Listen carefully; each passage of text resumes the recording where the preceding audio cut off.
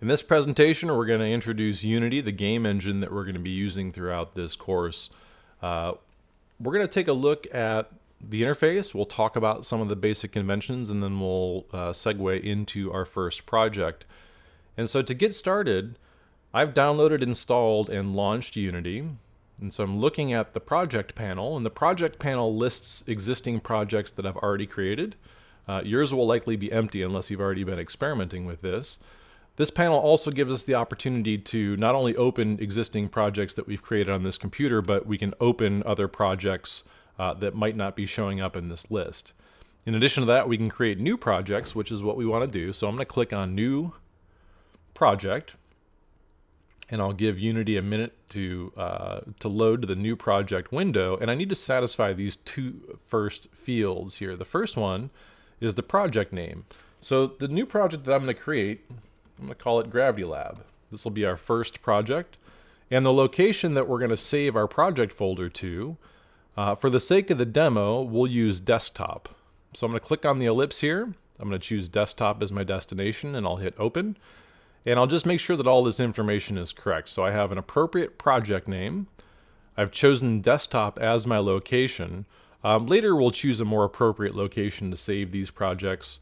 But for now, I want us to create our first project on our desktop, and we'll take a look and see what happens when we create our first project. The organization, we can let it default. In fact, that's tied to this Unity Analytics, which we won't be using, so we can turn that off. And by default, we should be creating a 3D project, not a 2D project, and so the 3D project option should be selected. I'll hit Create Project, and when I do, you'll see that a folder pops up on the desktop with the title of the project that I've created. We're going to treat those project folders as our entire project, and we'll contribute assets to this folder. It's really important that we don't rename or reorganize content inside this folder unless we have a really compelling reason and until we get comfortable with what's happening inside this folder. But we'll talk about that a bit later when the time is right. So this is the Unity interface, and I'll give you a quick tour of what's happening here. In the center of the window, this is our 3D interface. We're looking at an environment with an X, Y, and Z axis. And in fact, to make a little bit more sense of this space, I'm just going to create a cube so that we actually have an object in this space, because right now we only have a main camera and a directional light inside of our scene. And so just to the left of the scene window, we have our hierarchy panel. And our hierarchy panel is going to be useful in a way that it's going to list all of our active game objects that are inside of our scene.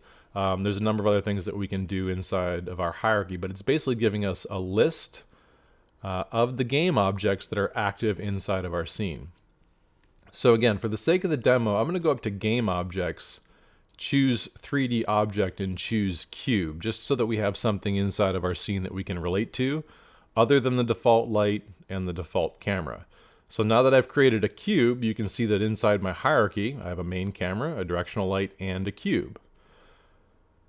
If I move down the screen, underneath the hierarchy panel is the project panel. And the project panel, by default, should be pointing to your assets folder. The assets folder is going to contain all of the stuff that we're contributing to our game project, all the stuff that either we make or we import into our project folder that we can choose to contribute or introduce into our scene. So things that we would include in our assets are things like game models, game art, sounds, scripts, and a host of other things. This project folder points to an asset folder, and that assets folder lives inside our project folder, along with a lot of other stuff. And we'll take a look at that a bit later. Over on the right side, I'm looking at my inspector panel. Now, if you didn't turn off your Unity Analytics, you might have another tab here that's popped up, and there might be a list of services in this panel. Just make sure that you click on the inspector panel to bring that into focus.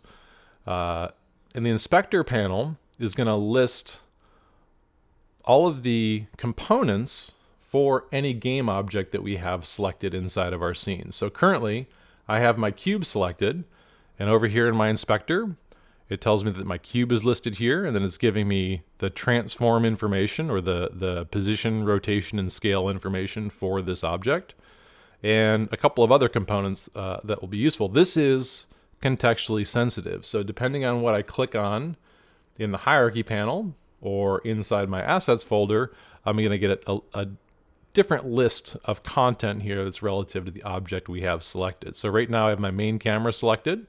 I can see it's highlighted in the hierarchy, and I can see that I have specific camera parameters here that I can adjust and kind of tinker with. I'm going to go back and select my cube.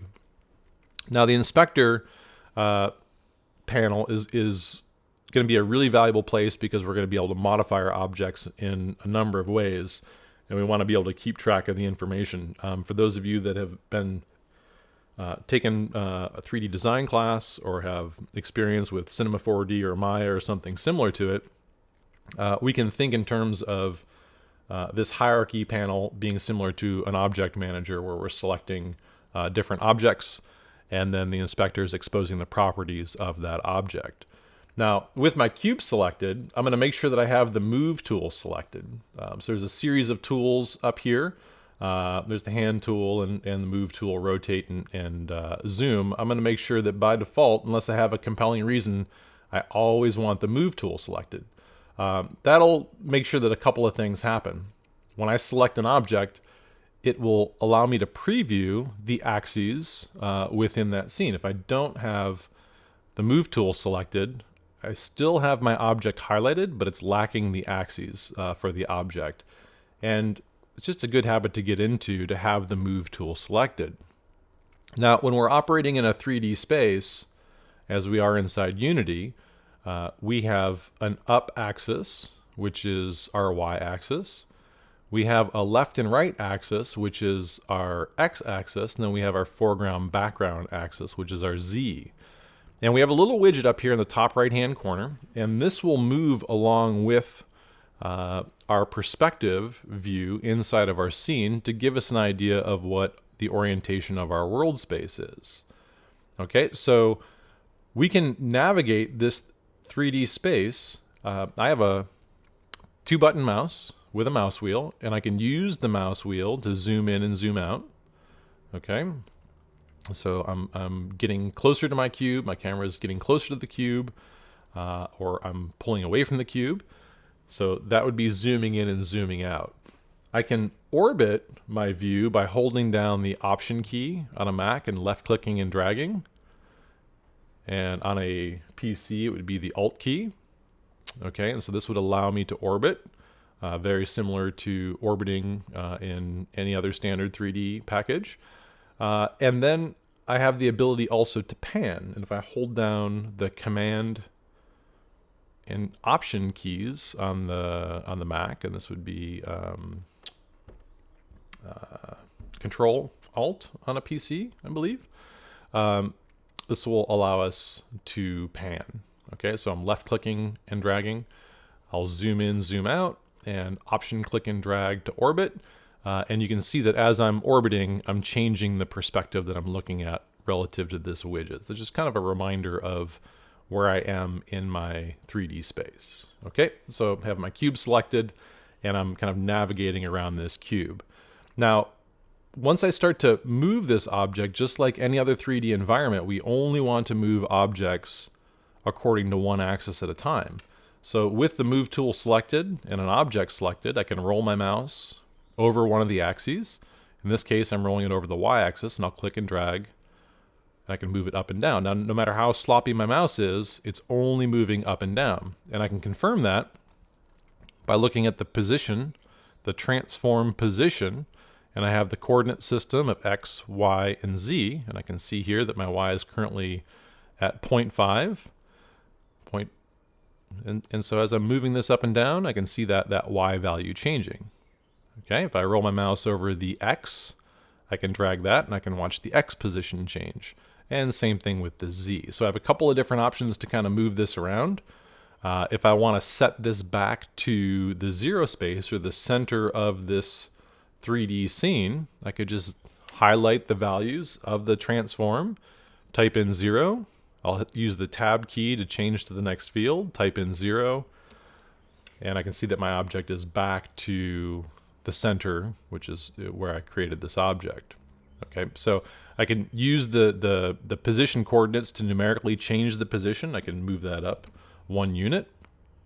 I can move it along the X 1 unit, either positive or negative, and I'll 0 that back out. I could do the same thing with rotation and scale, but in addition to grabbing the axes and moving things up and down, I can also key in the value. As we discovered, I can also roll my mouse over the label of one of these fields. So in this case, I'll roll it over Y, and you can see that my arrow, I get a little left-right arrow that pops up. And if I click and drag left and right, this is another way just to kind of influence one of these transform values here. So in this case, I'll just kind of play around with the Y and get that to move.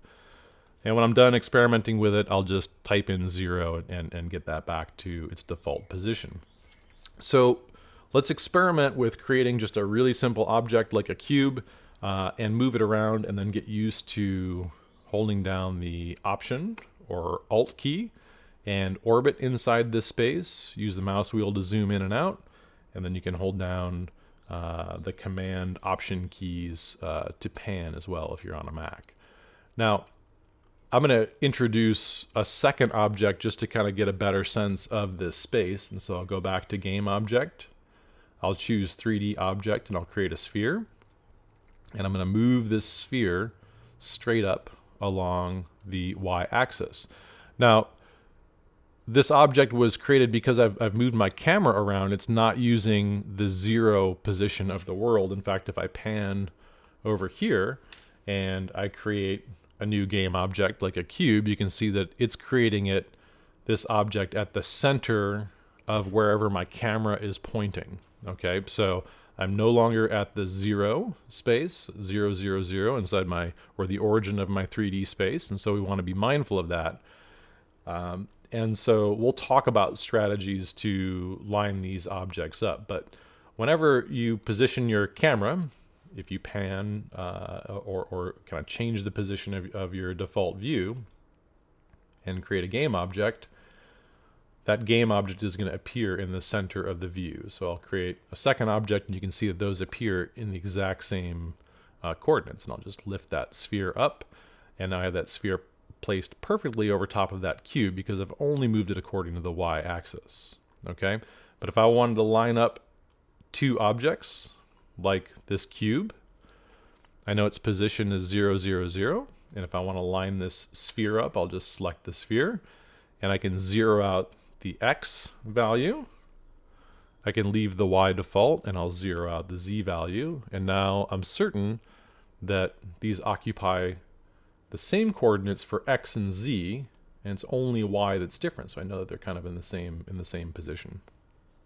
Okay, so I'm going to just experiment with kind of aligning a couple objects, moving it around, and creating a few things, and orbiting around my scene so I can see what I'm looking at.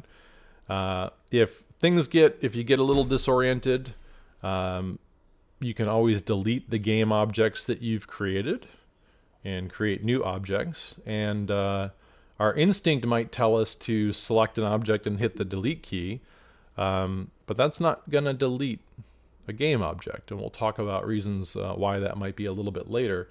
In order to delete a game object, you'll need to select the object and hold down the Command key and hit delete on a Mac, or Control delete on a PC, or you can right click and choose to delete the object from the hierarchy, and that'll do the trick as well. So we can just Command delete, and that's kind of a safety, so that if we're clearing out the value of a field, or we're typing something in and we hit delete and we're scripting things, we don't inadvertently delete the object that we've selected. So we'll just have to get used to that new convention. And one last thing before we wrap it up and move into the next segment of this presentation is that if you end up getting disoriented and you get lost and you can't find your game objects, okay, like I just did, I can't quite seem to find it, I'm completely disoriented, all you need to do is go over to the hierarchy and just double click on one of the game objects, and that will frame that game object to view. I'll zoom back out a little bit, and then I'll choose to reframe or reorient my camera just a bit.